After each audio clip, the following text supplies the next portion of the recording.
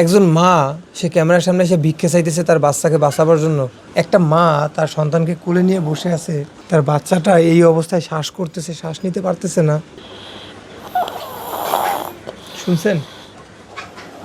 হেমানজিওমার টিউমারে আক্রান্ত, গলা থেকে কিছু নামে না, একটু পানি দিলে খেতে পারে না। সত্যিই ভাষা হারাই ফেলছি। আপনি পারবেন, আপনি খাবার খেতে পারেন না, আপনি ভিক্ষা চাইবেন মানুষের কাছে, চাইবেন না। একটা মা কতটা অসহায় হইলে ক্যামেরার সামনে যে সারা দেশবাসী পৃথিবীর মানুষ দেখতেছে, তার এই চেহারাটা, সে মানুষের কাছে ভিক্ষা চাইতেছে, এতটা সহজ না ভাই। একজন মাই জানে যে তার ভিতরের যন্ত্রণাটা, সে বুঝতে পারতেছে তার বাচ্চাটাকে কোলে নিয়ে সে যে এই যে আপনাদের কাছে আপনার মুখটা দেখাইয়া আপনাদের কাছে সাহায্য চাইতেছে, ওনার জায়গাটা, ওনার ভিতরের ক্ষতটা একমাত্র উনিই জানবে, পৃথিবীতে আর কেউ বুঝবে না। তবে আমার জায়গা থেকে আমি বলবো, এই মানুষটাকে আর এই বাচ্চাটাকে কারো বোন মনে করে, কারো সন্তান মনে করে ভাই আপনারা একটু এগিয়ে আসেন।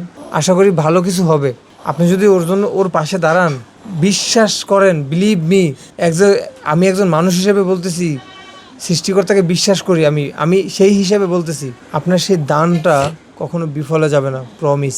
তো আপা আসলে আমি কি বলবো, আমি মরিয়মকে আমার মেয়ে মনে করে, আমার বোনের মেয়ে মনে করে, এই মরিয়ম মামা মামা করে ডাকে। মরিয়ম আজকে আমাকে খাওয়াই দিতেছিল ওর বাসায় যখন আসছি। মানে এটা আসলে এই জায়গাটা বুঝাইতে পারবো না। মরিয়ম আপা আসলে আমি কি বলবো বলেন, আপনারা তো কিছু বলার নাই।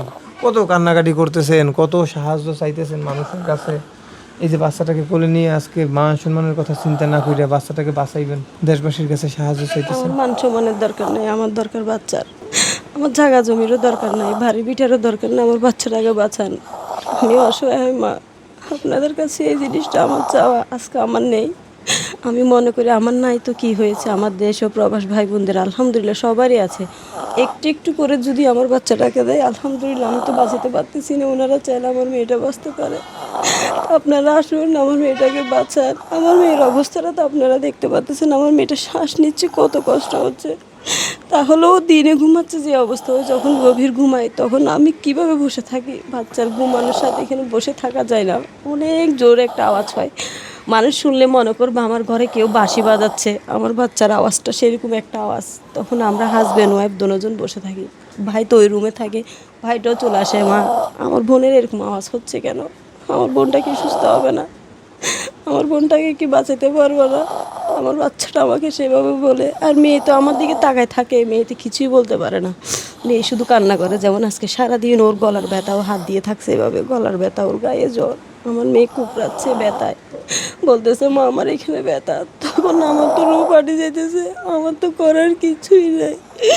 আমার তো সেরকম প্রত্যেকটা অবস্থা রয়েছে, আমি ওকে নিয়ে দূর মারবো সাথে সাথে বা কিছু করতে পারবো।